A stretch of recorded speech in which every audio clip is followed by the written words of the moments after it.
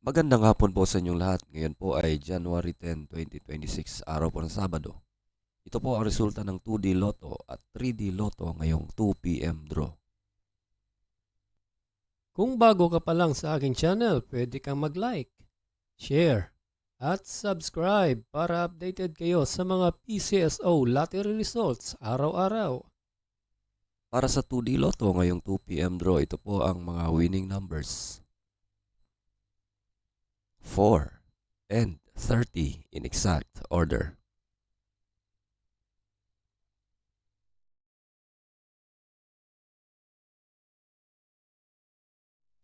Para sa 3D Lotto ngayong 2 p.m. draw, ito po ang mga winning numbers.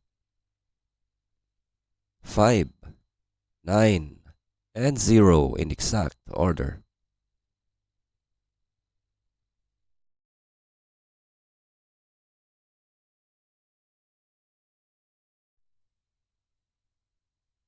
Congratulations po sa lahat ng nanalo. At kita-kits po tayo mamayang 5 p.m. draw. Thank you for watching. God bless us all.